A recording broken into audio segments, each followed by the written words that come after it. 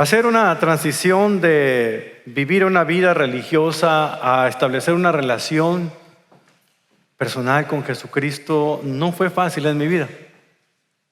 Conocí de las cosas del Evangelio a través de un grupo de jóvenes en la universidad que pertenecían a cruzadas estudiantiles para Cristo. Y ellos compartían del Evangelio en las escuelas públicas, en las universidades y también en las escuelas privadas. Y fue placentero que en mi búsqueda de conocer a Dios de una manera, Dios me llevó a este grupo y una persona tomó el tiempo suficiente para hablarme acerca de Dios. Me regaló una Biblia, se reunió conmigo por varias semanas y me compartió algunas verdades fundamentales de la Escritura y comenzó a despertar a mí un hambre, un deseo de conocer más a ese Dios que me amaba incondicionalmente, ese amor lleno de gracia que a veces no lograba comprender. Después de que yo terminé mi estudio, la persona que me discipuló me dijo que yo fuera a una iglesia cristiana y cerca de mi casa había una pequeña iglesia bautista y yo fui a esa iglesia. No sabía qué hacer, llevaba mi Biblia, pero no sabía cómo leerla bien. Y yo creo que la persona que estaba enseñando en la escuela dominical, el director de jóvenes, notó mi frustración de querer aprender cómo estudiarla y también cómo conocer más a Dios, que tuvo bien acercarse conmigo y me invitó a reunirme con él una vez a la semana y estudiar juntos la Biblia, orar juntos, cosa que me llenó de mucho entusiasmo. Pero tanto este joven llamado Juan y después de él otro hombre llamado Tommy, misionero de aquí del estado de Luisiana en Estados Unidos, asignado a nuestra iglesia, fueron instrumentos de Dios para ayudarme a caminar y corregir más mi teología, lo que yo sabía de Dios. Y después de ellos vinieron otros y cada uno contribuyó dentro de mí mismo a que yo pudiera tener un conocimiento más claro de la Escritura y en última instancia me impulsaron a que yo decidiera venir al seminario a estudiar teología aquí en Dallas, Texas, Seminario Teológico de Dallas. Menciono esto porque si no hubiese sido por la inversión de tiempo, de esfuerzo y de cuidado que tuvieron esas personas en mi vida, tanto hombres como mujeres, yo no estaría aquí parado frente a ustedes. Soy el resultado de que alguien invirtió tiempo.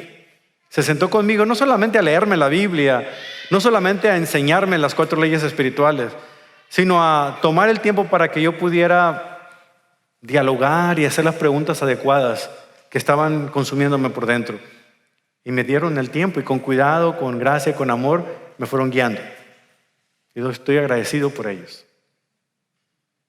Pero el haber sido discipulado creó en mí un deseo grandísimo de también transferir ese discipulado a alguien más.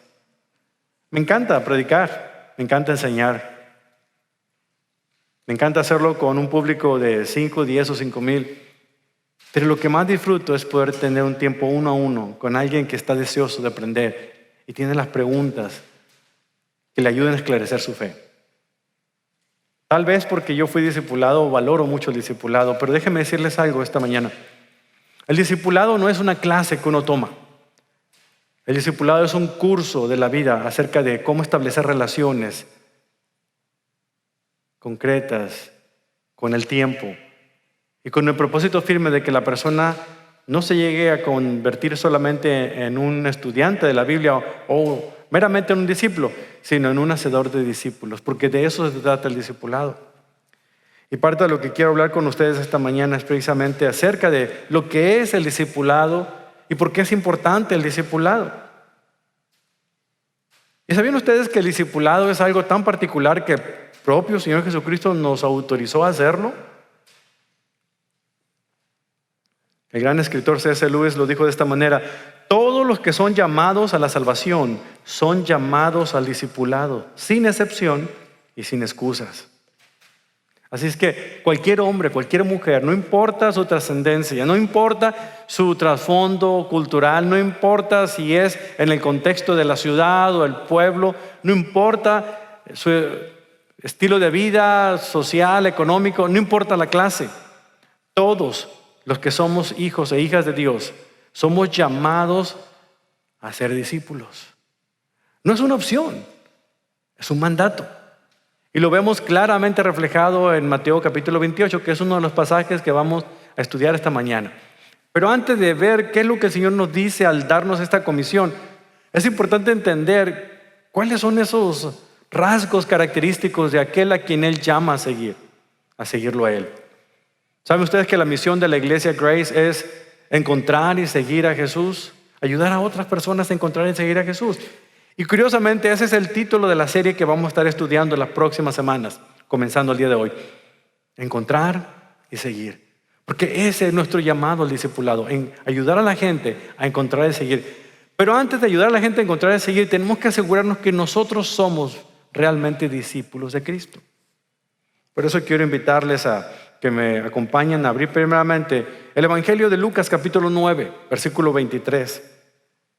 Porque lo primero que tenemos que asegurarnos antes de entender qué es el discipulado es asegurarnos que nosotros somos discípulos de Él. Miren, voy a ser bien claro con ustedes. No todos los cristianos son discípulos. Porque la palabra cristiano a lo mejor es una descripción de quiénes somos, pero la palabra discípulo es una palabra activa que solamente es demostrado con la práctica. Si verdaderamente somos discípulos es porque estamos nosotros ayudando a otros a ser discípulos del Señor mismo. Vean ustedes cuáles son algunas de las cosas que nos enseña este pasaje respecto al discipulado, pero si pudiera yo darles a ustedes una definición clara de lo que es ser un hacedor de discípulos o un discipulado, sería lo siguiente. Hacedor de discípulos o discipulado es hacer discípulos, es equipar intencionalmente a los creyentes con la palabra de Dios a través de relaciones responsables empoderadas por el Espíritu Santo para reproducirse a sí mismo en fieles seguidores de Cristo. El discipulado involucra no solamente una decisión por Cristo, el discipulado involucra un caminar, un trayecto de vida en el cual uno pasa tiempo con otra persona y juntos comenzamos a crecer. No solamente en el conocimiento del Señor, sino cómo el conocimiento de Dios empieza a afectarnos a nosotros en nuestra propia vida. Jesucristo, como fundador del cristianismo, su meta es la salvación. Pero la meta del Señor no es la salvación solamente, sino la salvación es un primer paso para establecer una vida entera de discipulado. ¿Pero qué es un discípulo? Me encanta que lo haya preguntado. Fíjese lo que dice Lucas 9:23. Entonces dijo a la multitud. Jesús en el versículo 18 estaba hablando nomás a los discípulos, hablaba con ellos específicamente, les preguntaba a ellos cosas muy concretas, pero luego voltea a ver a esa multitud que estaba siguiéndolo, que estaban escuchándole en aquella ladera de la montaña y le estaban esperando a que el Señor les enseñara. Y volviéndose a todos ellos, sin excluir a nadie, les dijo: si alguno de ustedes quiere ser mi seguidor, quiere ser mi discípulo, entonces tiene que hacer 3 cosas. Tiene que abandonar su manera egoísta de vivir. En otras palabras, tiene que negarse a sí mismo. Tiene que tomar su cruz cada día y tiene que seguirme. Así de sencillo, 3 cosas. Una frase que es profunda porque si podemos explicar cada uno de estos 3 aspectos, el primero de ellos, ¿qué es negarse a sí mismo? ¿Qué significa el poder de alguna manera abandonar mi forma egoísta de pensar? Es lo que dicen otros pasajes a través de lo que escribió el apóstol Pablo y el apóstol Pedro. Es poder poner a la otra persona como alguien más importante que uno mismo. Es poder hacer a un lado mis deseos y mis aspectos egoístas, los gustos personales, para poder reflejar más a Cristo en la vida de alguien más. El poder hacer a un lado y salir de mi zona de comodidad para enfrentarme a algo que es incómodo solamente por el hecho del amor que Dios tiene a esas personas. Vemos ejemplos en la Escritura. Vemos a alguien como Ruth, aquella hermosa mujer que siguió a Noemí, su suegra, aun cuando le dio la oportunidad de volver a su casa y estar con sus padres y rehacer su vida. Se negó a sí misma considerando a Noemí más importante que sus propios deseos. Y la siguió a esa nueva vida que no sabía ni qué le esperaba. Se puede decir que negarse a sí mismo es lo que hizo Esther cuando, en un momento de comprender cuál era su función, la razón por la cual, como le dijo su pariente, tú estás allí en el trono, es para la salvación de los judíos y aún arriesgar su propia vida para un bien mayor, y es la salvación del pueblo.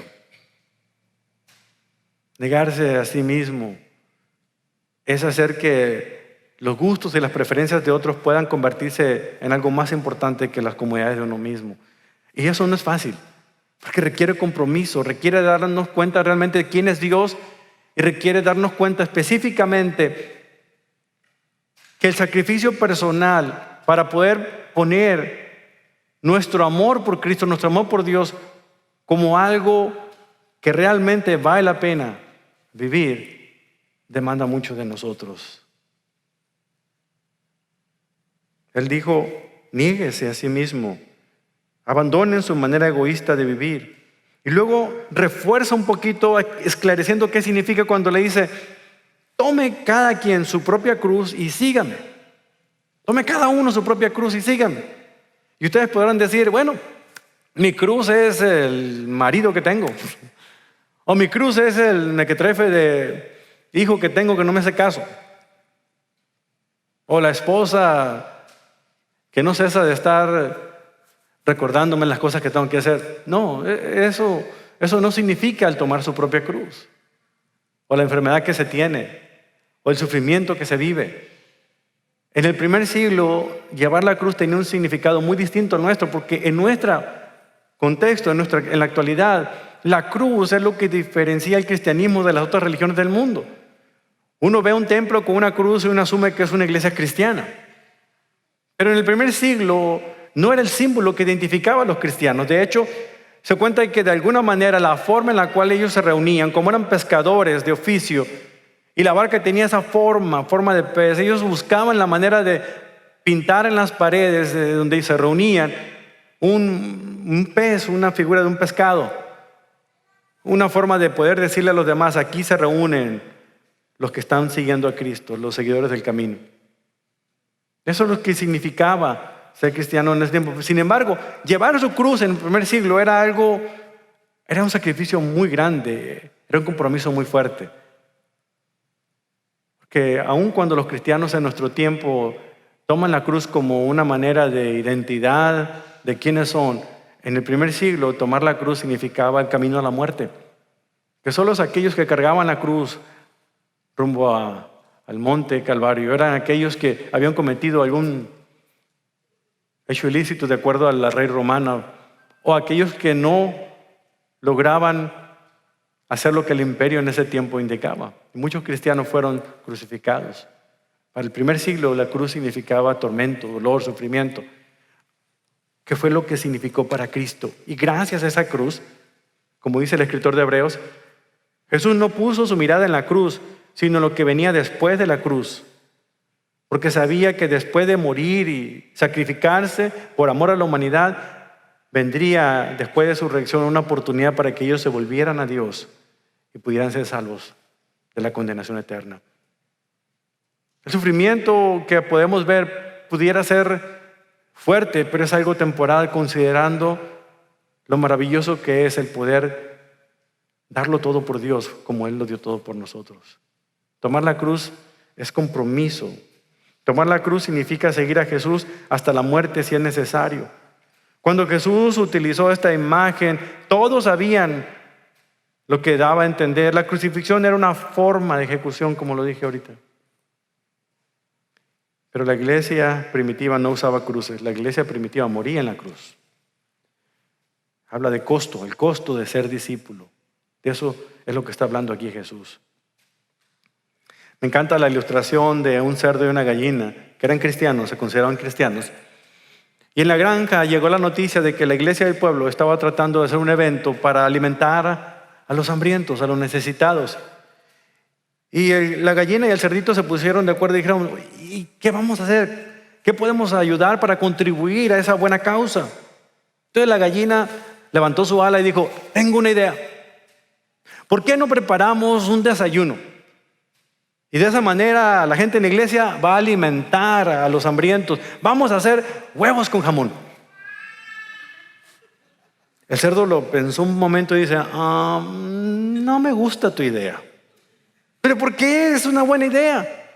Pues sí, pero tu idea hace que tú de alguna u otra manera solamente contribuyas. Pero a mí me va a costar un compromiso total. ¿Verdad? Porque la gallina con poquito esfuerzo pone el huevo. Pero el cerdo tiene que poner todo. El llamado al discipulado es un compromiso total. No solamente involucrarme de vez en cuando, cada 8 días cuando vamos a la iglesia o cada evento especial. El llamado al discipulado significa una entrega total, un compromiso total, hacer las manos, los pies, el rostro, el corazón de Cristo en la vida de alguien más. Sobre todo aquellos que Dios quiere alcanzar. Juan 3:16 nos lo hizo de manera tan clara. Dios ama al mundo de tal manera que decidió enviar a su único hijo a que muriera en esa cruz, para que todo aquel que confiara en Él, que creyera en Él como el Señor y el Salvador, no se perdiera eternamente en el infierno, sino que pudiera ser salvo para siempre.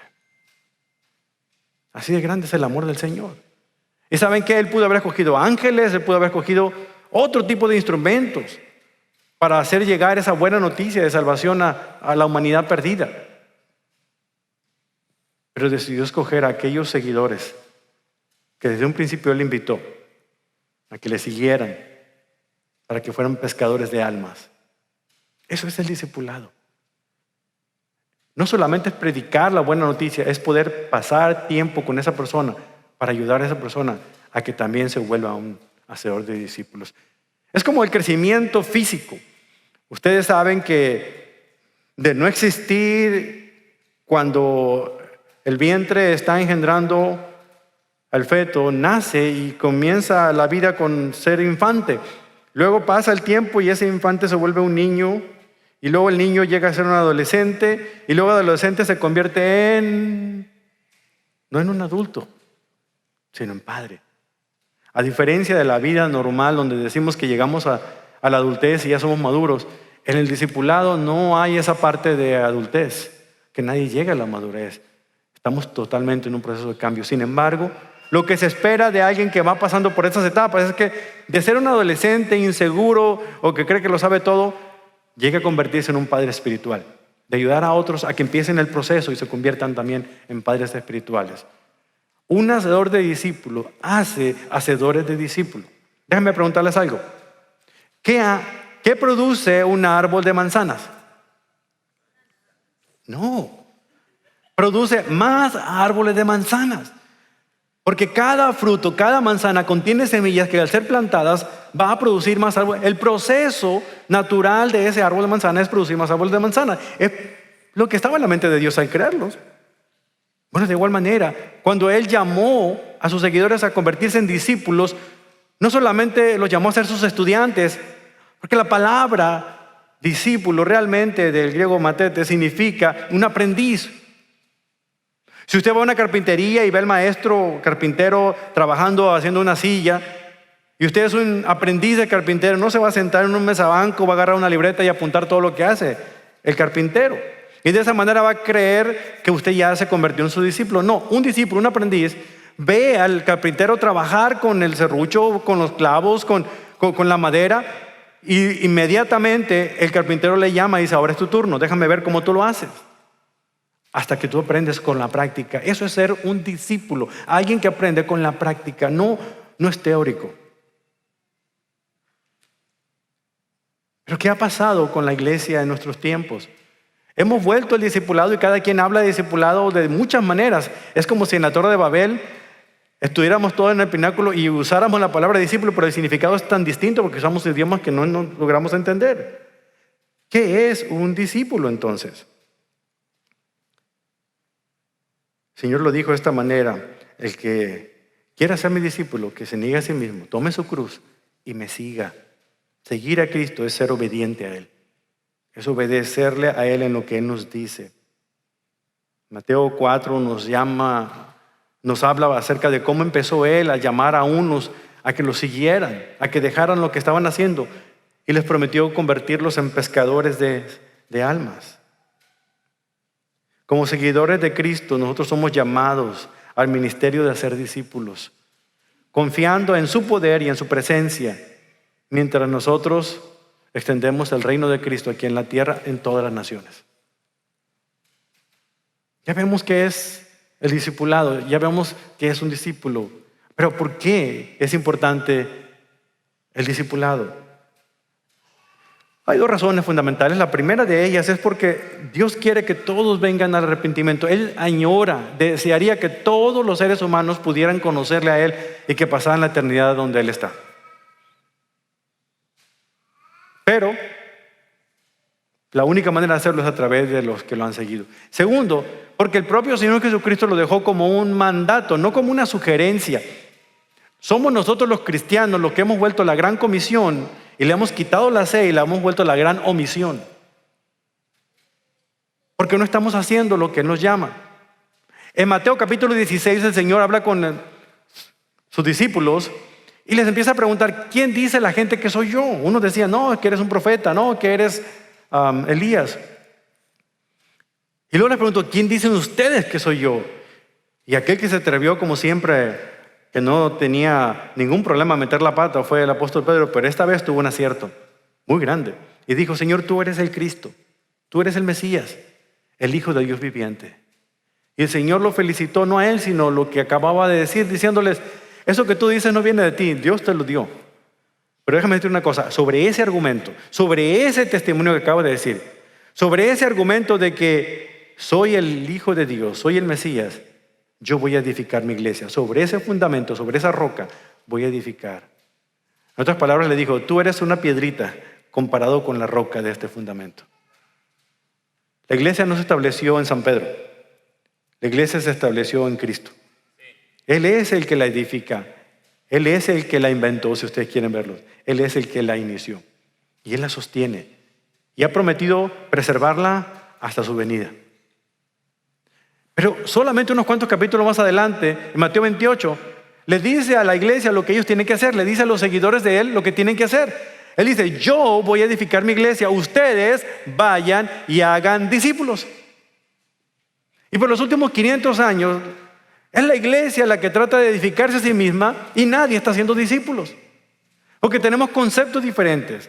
Si preguntara a todo este grupo cuántos de ustedes saben qué es discipulado, la mayoría me dijera algo que es diferente a lo que otro piensa. Algunos dicen: es una serie de 8 pasos, es un estudio de 2 semanas, es la escuela dominical, es en mi grupo pequeño, en mi grupo de casa. Lo cierto es que todos esos elementos pueden ser muy buenos para estimular el discipulado, pero el discipulado es cuando una persona pasa tiempo a la otra persona y juntos aprenden a caminar juntos, a conocer y a crecer mutuamente. Pero hemos cambiado las cosas. Vea lo que dice aquí el Señor Jesucristo en este mandato que les da. Él dice en Mateo capítulo 28, comenzando en el versículo 16, lo siguiente: entonces los 11 discípulos salieron hacia Galilea y se dirigieron al monte que Jesús les había indicado.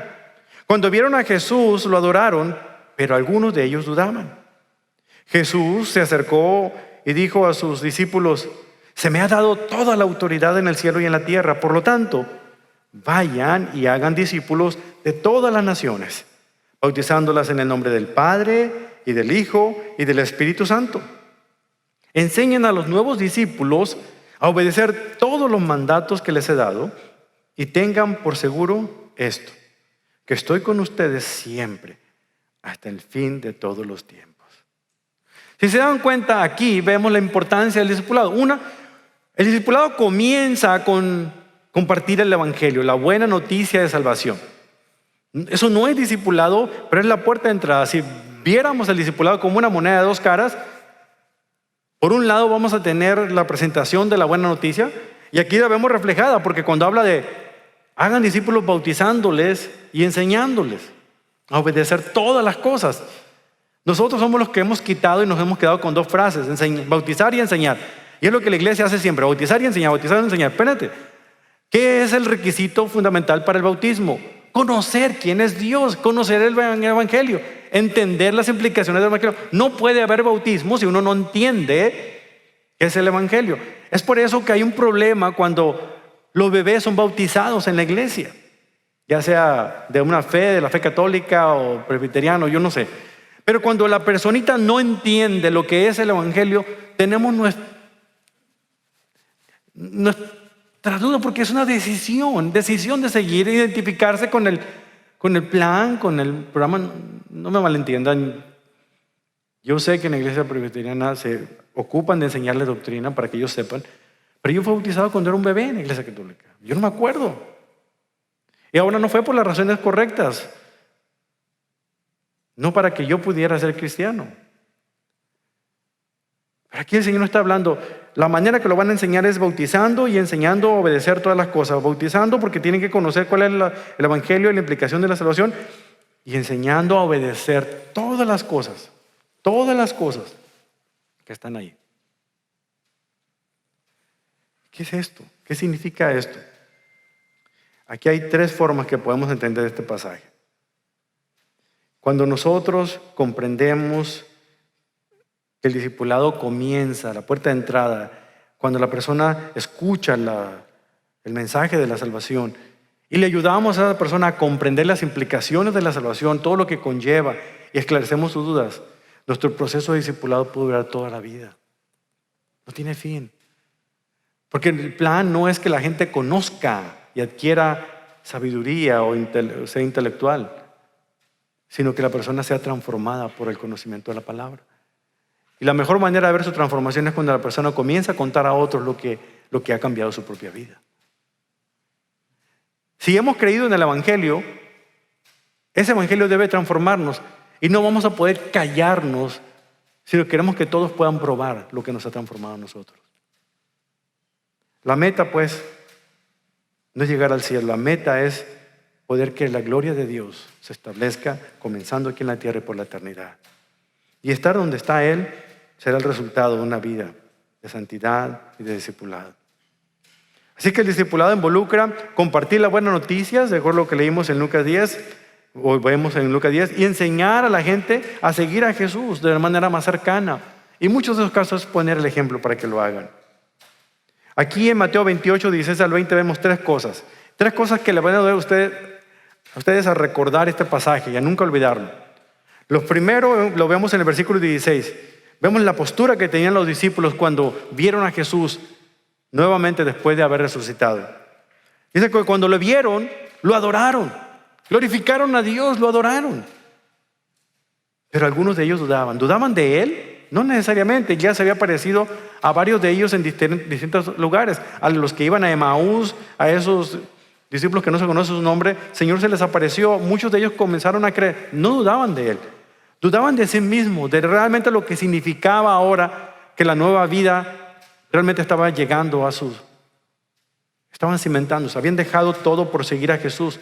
Aquellos más cercanos colaboradores habían dejado trabajo, familias, y ahora no sabían qué hacer. Vemos a un Pedro en aquel lugar, aquella mañana, cuando después de haber visto al Señor resucitado, estaba triste, estaba pensativo, y nuevamente decide ir a pescar con sus amigos más cercanos, y el Señor Jesús, sin que ellos lo supieran, se establece en ese lugar y comienza a hablarles y les tiene servido un rico desayuno. De seguro era de mi tierra, porque solamente en México, en mi tierra, desayunamos pescado en la mañana, en el desayuno. Pero les llamó y él tuvo una relación muy personal, y con Pedro en particular, él estaba pensativo realmente de qué significaba todo eso, y ahí lo vuelve a restituir para el ministerio. Me puedo imaginar que algunos de los demás discípulos tenían esa inseguridad, si se pudiera más decir. ¿Qué va a pasar ahora? Algunos le adoraban, otros dudaban. La duda las carcomía, las dudas las consumía. Es por eso que a lo mejor el Señor, sabiendo lo que estaban pensando, lo que estaban diciendo, los calma, levantan sus manos y dicen: déjenme decirles una cosa. Toda la autoridad se me ha dado en el cielo y en la tierra. No tienen que preocuparse. Ustedes están bien. Yo tengo todo bajo control. Ahora vayan y cumplan con lo que les voy a mandar. Y el verbo fundamental aquí, la orden aquí es: hagan discípulos. Ir no es el verbo principal. Bautizar no es el verbo principal. Enseñar no es el verbo principal. Los tres son adverbios que soportan la esencia misma de hacer discípulos. Es como si habláramos de este púlpito: aquí está el discipulado y todo lo demás es el apoyo de ese discipulado. Todo se debe sustentar. La esencia no es ir y bautizar y enseñar. La esencia es hacer discípulos. Es lo que el hijo, la hija de Dios tiene que estar haciendo hasta que Cristo venga. Todo lo demás son los medios que hay que utilizar para poder hacer discípulos. Por lo tanto, Jesús los cambia de la postura que tienen de temor, de inseguridad, y los ayuda a volcarse en la providencia de Él mismo, la providencia divina, el poder que Él tiene sobre toda la creación. Cuando ustedes leen el Evangelio de Marcos, van a poder ver muchas fotografías, muchas imágenes de cómo el poderío, cómo la providencia de Dios se manifiesta, de Jesús se manifiesta, sobrenatural, todopoderoso, sobre animales, sobre ángeles, sobre todo lo creado, sobre las situaciones climáticas. Todos vemos escena tras escena del poderío. Vemos en el libro de Hebreos, que para mí la esencia misma del libro de Hebreos es presentar la supremacía de Cristo sobre todo lo que existe. Él con justa razón no está diciéndolo solamente por palabras. Toda, no alguna, toda la autoridad me ha sido dada. Toda. Y aquí hay tres palabras que viene todo. Toda la autoridad. Vayan y hagan discípulos a todas las naciones, enseñándoles todas las cosas. Importante notar esas palabras que se repiten. Y luego les establece el plan de acción y les dice: vayan y hagan discípulos de todas las naciones. No les está diciendo: vayan y tomen buenas decisiones, que es lo que muchas veces hacemos como iglesia: tomar buenas decisiones, hacer buenas decisiones por Cristo. No les está diciendo: vayan y hagan convertidos.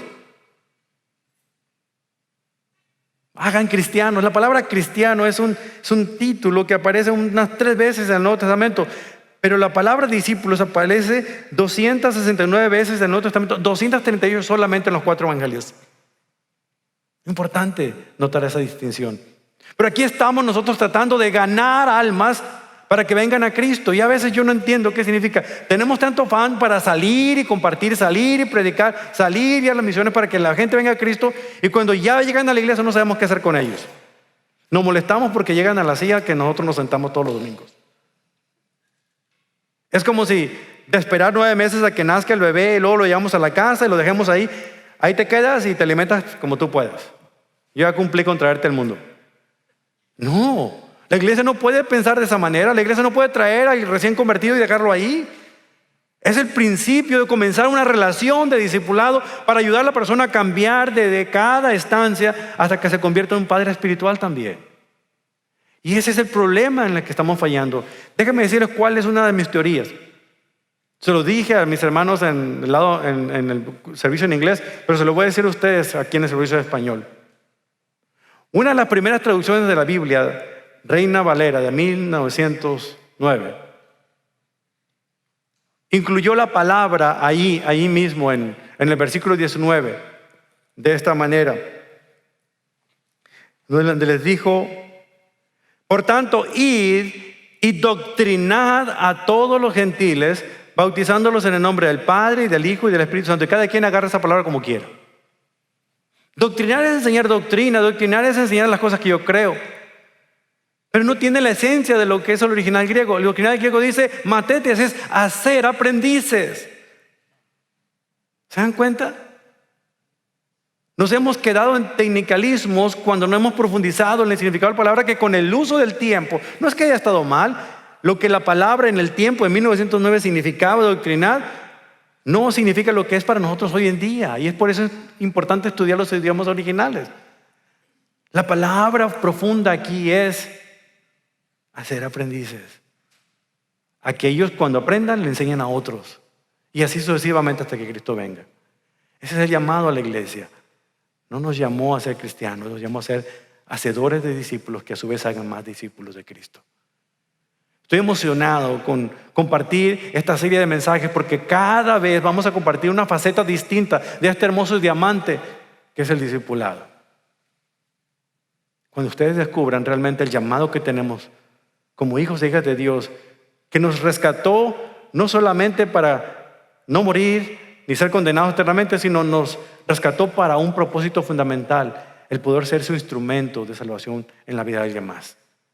Para llevar las virtudes de aquel, anunciar las virtudes de aquel que nos llamó de tinieblas a luz, a esa luz admirable que es Jesucristo. Por lo tanto, entendamos, nuestro llamado es al discipulado. Nuestro llamado es a hacer más discípulos. ¿Qué produce un árbol de manzanas? Más árbol de manzanas. ¿Qué produce un hacedor de discípulos? Gracias por prestar atención. Vayan entonces y comiencen a hacer lo mismo. Aquí es lo que quiero que ustedes hagan. ¿Recibieron ustedes una hoja cuando entraron? Es un diagrama muy importante que vamos a estar viendo en las próximas semanas. Y es presentarles una herramienta muy sencilla, muy fácil para que ustedes puedan tomar y ayudarles a descubrir cómo puede empezar una relación de discipulado con alguien más. Vamos a hablar específicamente de algunos puntos que están ahí en los siguientes mensajes que prediquemos, pero la esencia es esta. Ustedes van a ser selectivos en las personas a las que quieren involucrar esta relación de discipulado porque hay que invertir tiempo y esfuerzo. No puede ser cualquier persona que ustedes encuentren en la calle. Tienen que orar por una persona que Dios ponga en su mente, en su corazón, para invitarle a establecer esta relación, porque ese es el discipulado, una relación.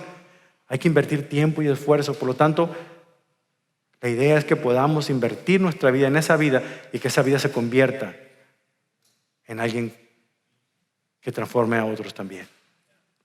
Como lo hicieron conmigo, aquellos que tomaron tiempo para invertir en mí, el deseo es que nosotros como iglesia podamos invertir en ustedes para que ustedes puedan también invertir en la vida de alguien más.